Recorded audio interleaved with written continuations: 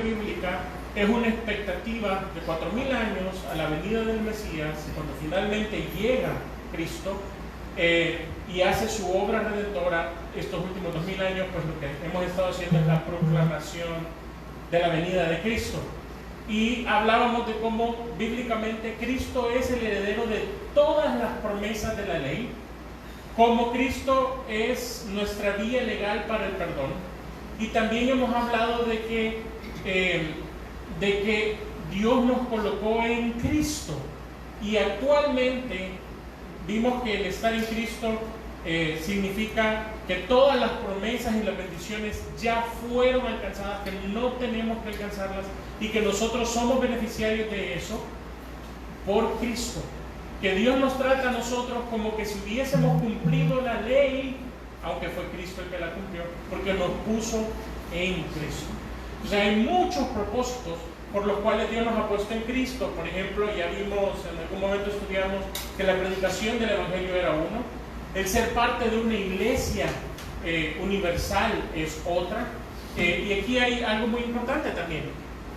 Y fíjense que esta frase se resumiría de una forma muy sencilla, y es: para vivir para Dios es vivir en santidad. Entonces, este tema es un poco difícil y por eso es que es muy delicado.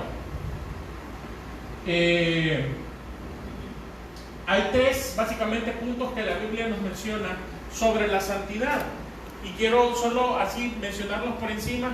Hay tres aspectos. Lo primero es la santidad posicional. Cristo murió y nos compró para que fuésemos de Él. Entonces somos santos a Él porque Él nos compró para ser de Él.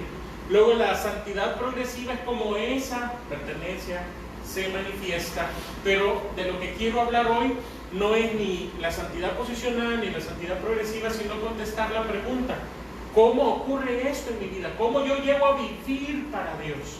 Porque el problema específico es que muchas veces predicamos de este tema, muchas veces se predica de este tema en los púlpitos, haciéndole pensar a la persona que tiene que producir algo por sí mismo, cuando también la vida que vive para Dios es un resultado de la obra de Dios en nuestra vida. Entonces, hablando un poco sobre esto, la Biblia nos muestra claramente que el mayor obstáculo para que el ser humano viva en santidad es el ser humano limpio. Fíjense, cuando se creó la idea del monasterio, la idea específica del monasterio era: vamos a cortar los lazos con el mundo y entonces así vamos a dejar de pecar. La gente se iba al monasterio con la intención de dejar de pecar. Hubo un problema específico: solo comenzó a haber personas, seres humanos en los monasterios, y comenzó a haber pecado dentro del monasterio. Porque el problema radica en el ser humano. Es tan clara la enseñanza bíblica referente al ser humano. Este tema es un poquito a veces difícil porque algunos no lo creen, otros sí lo creen, pero la Biblia básicamente nos muestra que el ser humano está en un estado que los teólogos llaman la depravación total.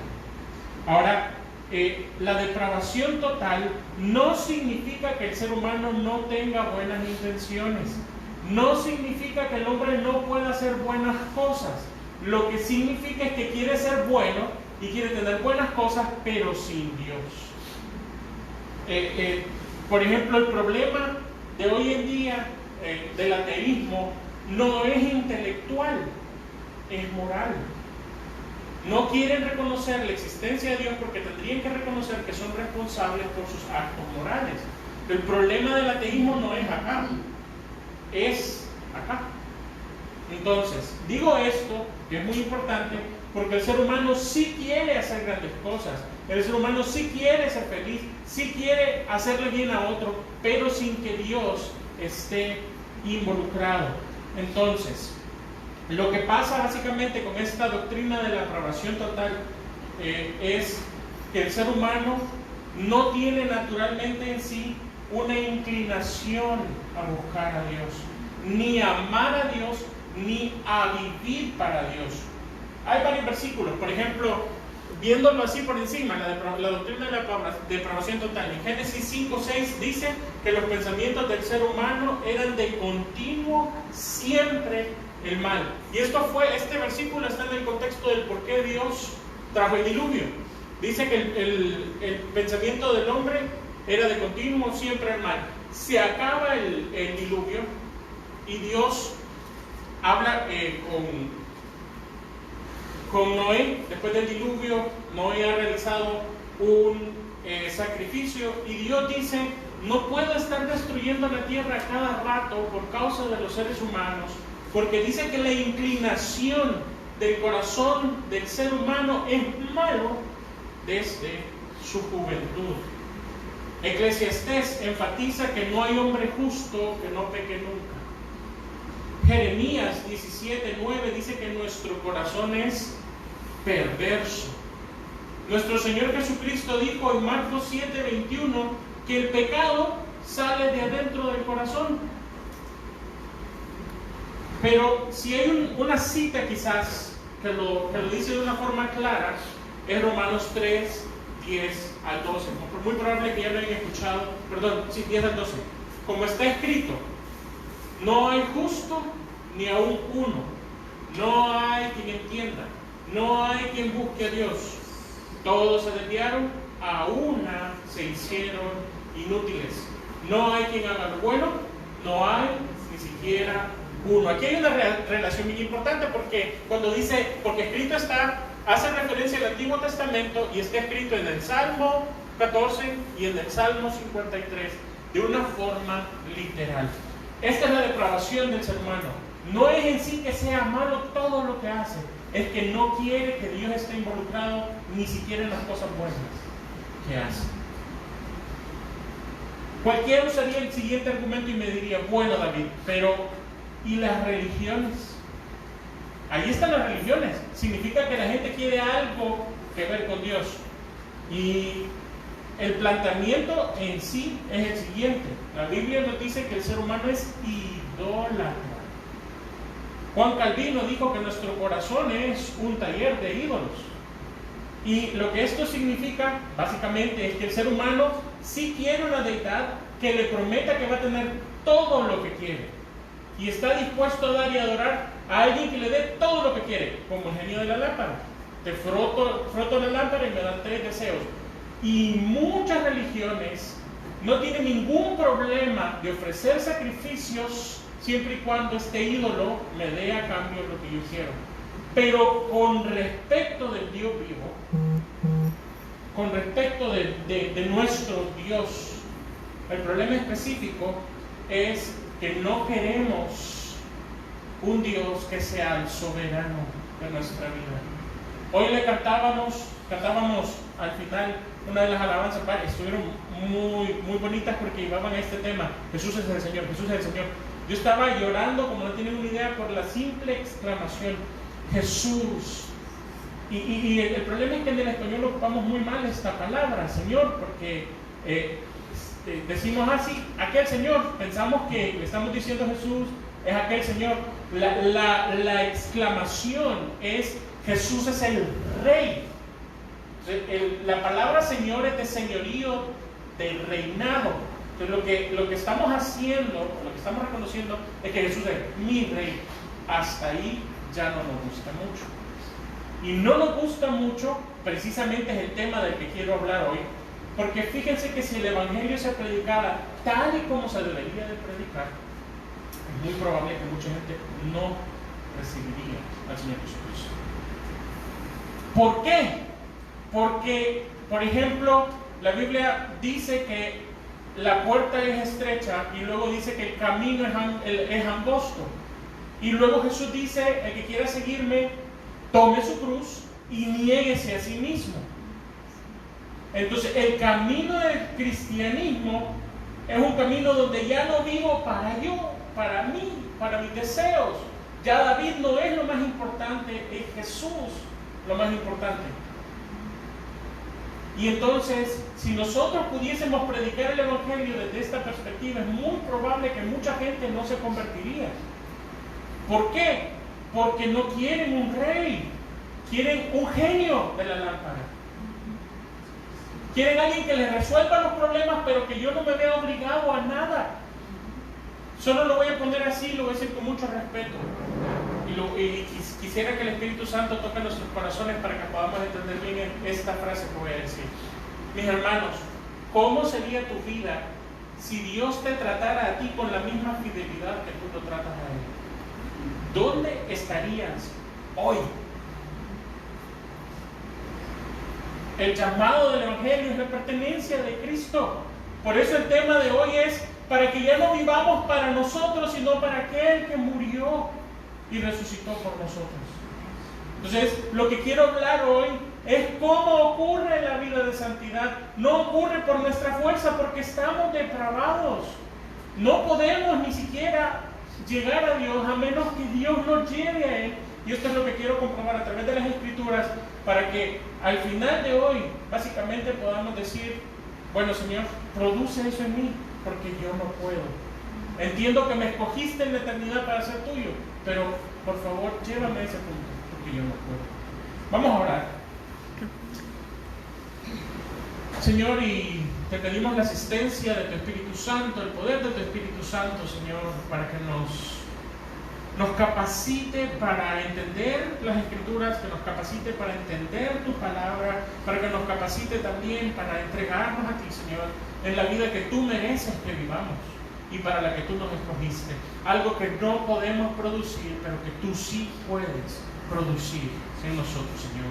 No se trata de ser personas buenas, no se trata de ser personas morales, se trata de que tu señorío se manifieste en nosotros, a quien nos has escogido para ser tuyos. Así que, Padre, te ruego para que, como tu pueblo, nos concedas el don de vivir para ti, Señor. En el nombre de Cristo Jesús. Amén y amén. Como Dios conoce el ser humano, Él tiene una respuesta para la incapacidad del ser humano. En el punto número 1 aquí, yo tengo la profecía que Dios hizo sobre la marca del nuevo pacto. Muchos hablamos del nuevo pacto, el nuevo pacto, el nuevo pacto. Nuevo pacto significa muchas cosas. Pero cuando Dios está profetizando el nuevo pacto, miren lo que dice Jeremías 31, 33 y 34. Pero este es el nuevo pacto que haré con la casa de Israel. Después de aquellos días, dice Jehová, daré mis leyes en su mente y las escribiré en su corazón, y yo seré a ellos por Dios, y ellos me serán por pueblo. Y no enseñará más ninguno a su prójimo, ni ninguno a su hermano, diciendo: conoce a Jehová, porque todos me conocerán, desde el más pequeño hasta el más grande, dice Jehová, porque perdonaré la maldad de ellos, y no me acordaré más de su pecado. Miren la relación del perdón, del pecado. El conocimiento de Jehová está relacionado con el perdón de pecado. Una muy buena forma de conocer a Dios es entender lo valioso que ha sido este perdón de pecados. Pero miren la marca que pone el versículo anterior, si retrocedemos. Dice: este es el pacto que voy a hacer. Les voy a dar mi ley en su mente y las escribiré en su corazón, y yo seré yo por Dios, y ellos me serán por pueblo. El problema con la ley de Moisés es que había que leerla, memorizarla, aprenderla y practicarla. En este caso está hablando de la misma ley de Dios, pero que va a ser puesta en los corazones y en las mentes. ¿Qué es a lo que se está refiriendo? Se está refiriendo al Espíritu Santo, a quien hemos recibido a través en el momento de la salvación como un sello, lo vamos a ver más adelante. Es al Espíritu Santo. Miren lo que dice Ezequiel, hablando de lo mismo. Ezequiel 36, 26 al 28. Os daré un corazón nuevo y pondré espíritu nuevo dentro de vosotros, y quitaré de vuestra carne el corazón de piedra, y os daré un corazón de carne, y pondré dentro de vosotros mi espíritu, y haré que andéis en mis estatutos y guardéis mis preceptos y los pongáis por obra, y habitaréis en la tierra que di a vuestros padres, y vosotros me seréis por pueblo, y yo a vosotros por Dios. No sé si se dan cuenta la insistencia que está haciendo las Escrituras en la conducta del pueblo del nuevo pacto. Está diciendo que el pueblo del nuevo pacto va a poder vivir como no pudo el pueblo del antiguo pacto, en las mismas ordenanzas y en las mismas leyes, pero sin, y esto lo vamos a ver más adelante, sin necesariamente estar bajo esa ley. ¿Quién va a llevar a ese cumplimiento entonces? Obviamente es ese nuevo espíritu en ese nuevo corazón. Por eso por eso Jeremías 24:7 dice: y les daré un corazón para que me conozcan que yo soy Jehová, y me serán por pueblo, y yo les seré a ellos por Dios, porque se volverán a mí de todo su corazón. Hay varias cosas que quiero hablar en esto. ¿Por qué Israel falló en la historia del Antiguo Testamento? Porque no tenían un corazón para conocer a Jehová. ¿Por qué no seguían la ley de Dios?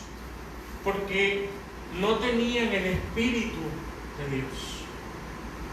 Entonces la marca del nuevo pacto, la promesa que Dios está haciendo de forma directa, es el Espíritu Santo de Dios. En el punto número 2, por eso es que también decimos que el Hijo de Dios tiene al Espíritu Santo.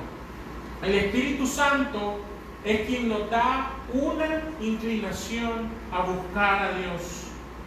Hay un nuevo deseo en nuestro corazón de vivir para Dios. Un corazón que conoce a Dios, que tiene un odio hacia las cosas que Dios odia y una progresiva entrega a Dios.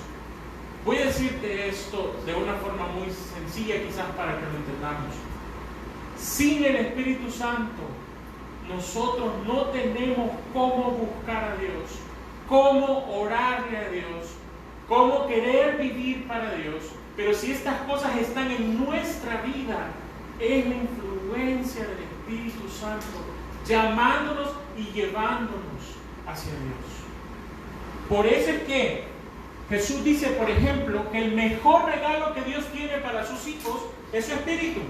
Lucas 11:13 dice: pues si vosotros siendo malos sabéis dar buenas dádivas a vuestros hijos, ¿cuánto más vuestro Padre Celestial dará el Espíritu Santo a los que se lo pidan?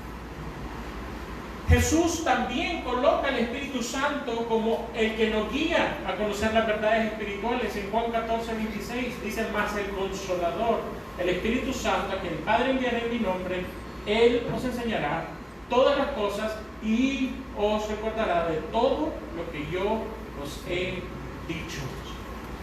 Pablo dice que Dios nos selló con el Espíritu Santo como una señal de que le pertenecemos, de que somos herederos del nuevo pacto. Miren lo que dice Efesios 1:13-14.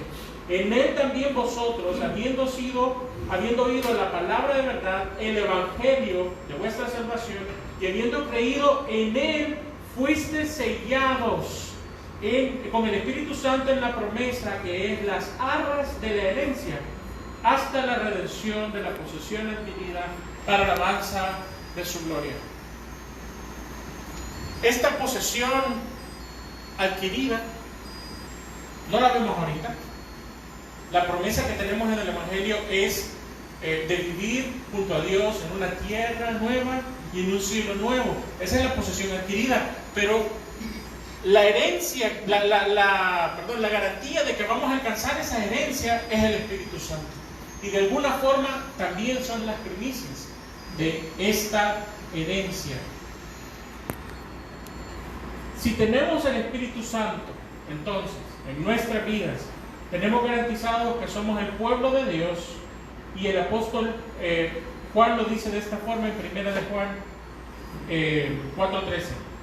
En esto sabemos que permanecemos en Él y Él en nosotros, en que nos ha dado su Espíritu.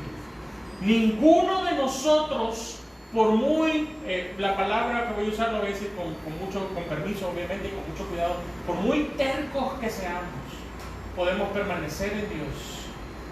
Ninguno de nosotros, a menos que el Espíritu Santo nos haga permanecer en Él. No sé cuántos años tú tienes de creyente, pero la razón por la que todavía estás en el Señor es por el Espíritu Santo. Es el Espíritu Santo de Dios. Mire esta dupla que Dios nos coloca.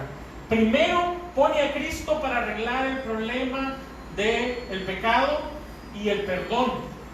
Pero no solo lo deja ahí, luego arregla nuestra incapacidad de vivir para Él, dándonos su Santo Espíritu, para que Dios reciba la gloria por el perdón y Dios reciba la gloria porque podemos vivir para Él. Y no yo.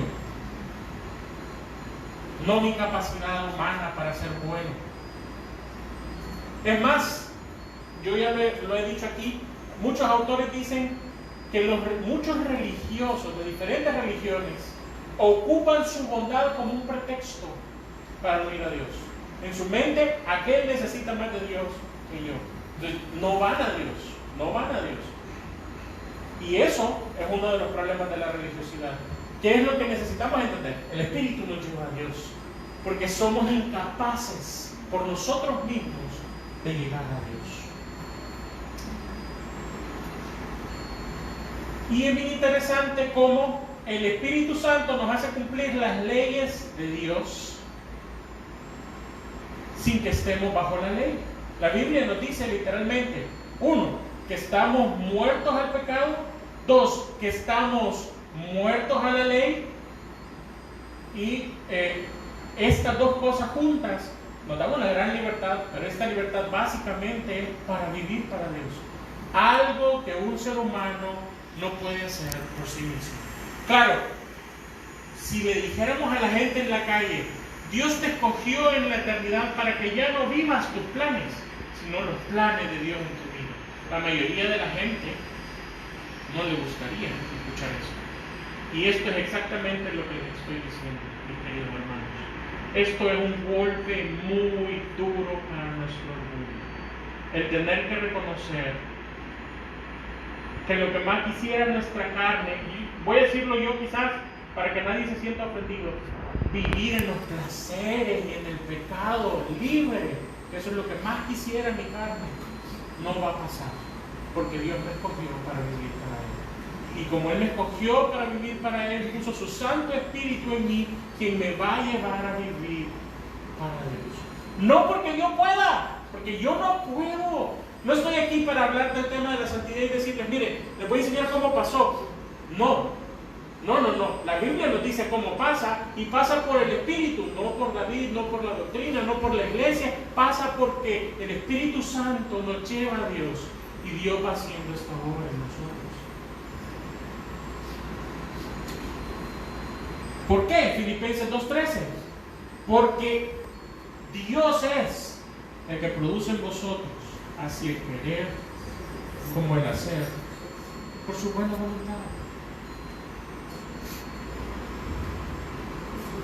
Quiero hablar en este último punto de lo que es ser una nueva criatura.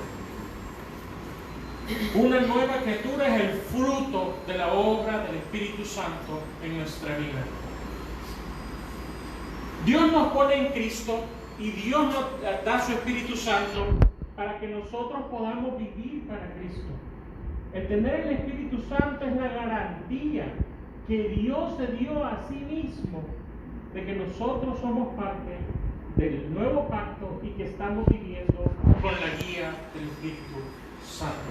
Lastimosamente hoy al Espíritu Santo se le atribuyen cosas que no hace, y no tengo ningún problema de decirlo, pero hay veces también que se olvida la obra principal del Espíritu Santo, que es llevarnos a Dios. El hecho de que tú en un problema tengas la capacidad, de en lugar de ir a correr a la obra de Dios obrando en nosotros. Y eso es santidad. Para que no lo pongamos tan difícil, eso es santidad. El dedicarnos nuestra vida al Señor, y es la obra de su Santo Espíritu. Ahora, como Dios sabe que no somos capaces nosotros de producir lo espiritual, nos da su Espíritu Santo. Ahora, esto choca mucho con la idea que se tiene hoy en día. Se dice mucho, Dios es un caballero. Entonces, el problema es que la obra del Espíritu Santo en nuestra vida pareciera que no es muy caballerosa. Porque muchas veces la obra de santidad no pasa por la trituración espiritual, el quebrantamiento que necesitamos, porque nos hemos herido y enorgullecido.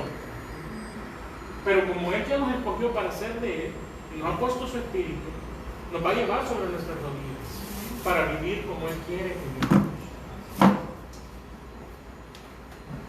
Hablando sobre el tema del nuevo nacimiento, Jesús le dijo las siguientes palabras a Nicodemo. En Juan 3:3 dice, respondió Jesús y le dijo, de cierto te digo, que el que no naciere de nuevo no puede ver el reino de Dios. Leí algo muy interesante esta semana y lo he profundizado mucho. La predicación del Evangelio moderno hoy en día comienza con Juan 3:16, en la plática de Jesús con Nicodemo. Pero en contraste, Jesús comienza a predicarle el Evangelio a Nicodemo diciéndole, Nicodemo, es necesario que nazcas de nuevo. Hay 13 versículos de por medio antes de llegar, porque de tal manera amó Dios al mundo, que ha dado su Hijo unigénito para que todo aquel que le crea no se pierda, mas tenga vida eterna. Es importante porque hay un problema para el ser humano, y es que el ser humano naturalmente no llega a Dios. La predicación del Evangelio se puede comparar a aquel momento en que Ezequiel está parado frente al valle de huesos secos y muertos. Se predica a muertos espirituales y solo un milagro del Espíritu Santo resucitándoles para que puedan ver a Cristo los salva. Y vuelvo a decir, esto es una voluntad unilateral, es la voluntad de Dios trayendo al Espíritu Santo a la vida de esa persona.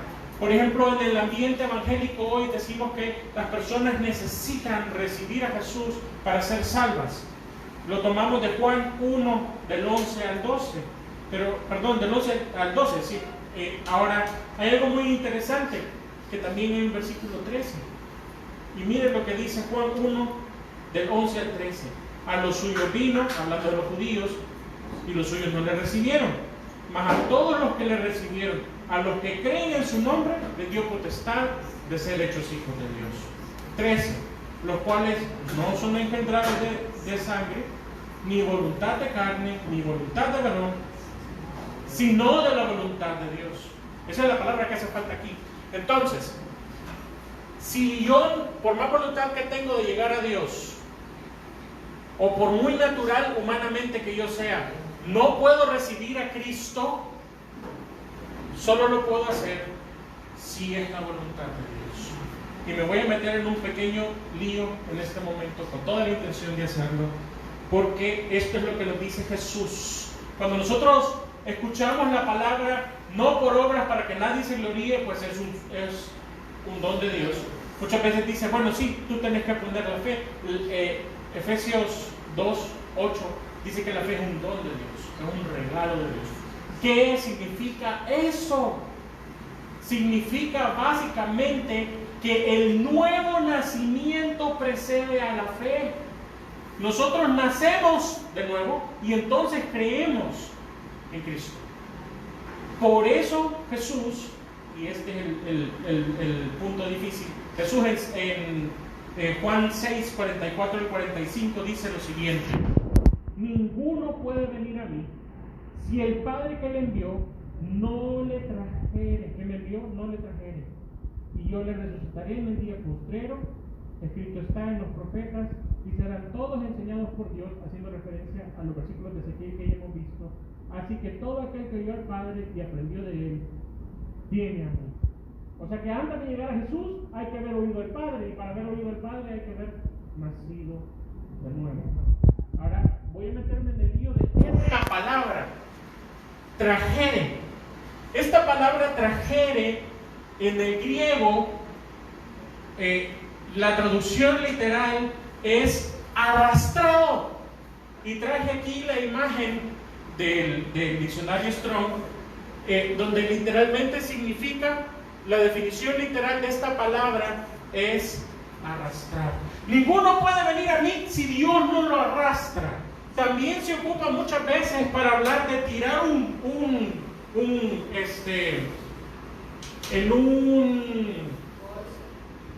a sacar agua en un pozo. La acción de sacar el agua es la misma palabra que se define como traer en nuestra traducción Reina Valera. Ninguno puede venir a mí si Dios no lo trajera. Miren lo que dice literalmente en el griego. La palabra que estamos buscando aparece allá. Se traduce, no sé si lo logran ver los que están. Aparece acá. Entonces, normalmente el español lo traducen como atraiga. Y muchos dicen que más bien significa seduce, o así como Dios te enamora y te vienes. Pero la traducción literal es arrastrar. Y para que veamos que se traduce de esa forma en otros lugares, traigo un 16. Lo que ocurrió en Hechos 16 es que venía una adivina diciendo: oigan, estos hombres que traen el mensaje del Evangelio. Pablo se enojó y la reprendió y se le fue el espíritu, y sus amos se sintieron ofendidos de que ya no iban a tener ninguna ganancia. Entonces arrastraron a Pablo y Silas delante de los alguaciles. Y la palabra aparece, a ver, aquí. La misma palabra, nuevamente traducida de otra forma. Entonces, nadie puede venir a Dios si Dios no lo arrastra. Nadie puede venir a Cristo si Dios no. ¿Cómo hace eso Dios? Con el poder del Espíritu Santo. Por eso, bajo ese contexto, tiene 2 de Corintios 5, 14 y 17, tiene mucho sentido. Dice: porque el amor de Cristo nos constriñe, pensando esto, que si uno murió por todos, luego todos murieron, y por todos murió, para que los que vivan ya no vivan para sí, sino para aquel que murió y resucitó por ellos. De manera que nosotros, de aquí en adelante, a nadie conocemos según la carne, y aún si a Cristo conocimos según la carne, ya no lo conocemos así. De modo que, si alguno está en Cristo, nueva criatura es. Las cosas viejas pasaron y he aquí, todas son hechas nuevas. Vamos a vivir para Dios porque el Espíritu Santo está en nosotros. No necesitamos esperar una revelación de Pentecostés, así como al principio, y que haya un estruendo y entonces oigamos la voz de Dios diciendo: David, tenés que vivir en santidad. Si yo estoy esperando eso, es porque no creo que la Biblia sea verdad. Pero como la Biblia es verdad y Cristo me compró para vivir para Él, entonces, si el Espíritu Santo vive en nosotros, nos va a llevar a vivir para Dios. Quiero concluir con lo siguiente. Como siempre se los he dicho, desde que he podido hacerlo, la Biblia es una sola idea. Todo el tiempo está diciendo lo mismo, aunque a veces pareciera que no. Pero este mismo principio lo encontramos, por ejemplo, en Proverbios 3, 5 al 8. Dice lo siguiente: fíate de Jehová de todo tu corazón. Tú no eres confiable. Tú y yo no somos confiables para vivir para Dios. No te apoyes en tu propia prudencia, reconócele en todos tus caminos. Él el que enderezará tus veredas. No seas sabio en tu propia opinión. Teme a Jehová y apártate del mal, porque será medicina a tu cuerpo y refrigerio a tus huesos. La obra de santidad, el vivir para Dios. Cualquiera me podría decir: David, ¿cómo hago eso? La respuesta es sencilla: sin el Espíritu no se puede. Si tú tratas de hacerlo, no se puede. Pero el Espíritu Santo es eficaz en hacerlo. Lo que yo puedo recomendar es una oración que encontramos en Salmo 51, 10 y 11. Dice: crea en mí, oh Dios, un corazón limpio y renueva un espíritu recto dentro de mí. No me eches de delante de ti, no quites de mí tu Santo Espíritu.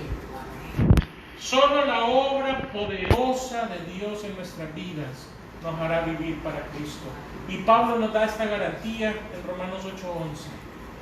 Y si el Espíritu de aquel que levantó de los muertos a Jesús mora en vosotros, el que levantó de los muertos a Cristo Jesús, vivificará también vuestros cuerpos mortales por el Espíritu que mora en vosotros. En palabras sencillas, si el Espíritu Santo fue capaz de levantar a Cristo entre los muertos, puede hacerte vivir en santidad. Gloria sea a Dios por Cristo, gloria sea a Dios por el Espíritu Santo. Muchas gracias, mis hermanos. El Señor les bendiga.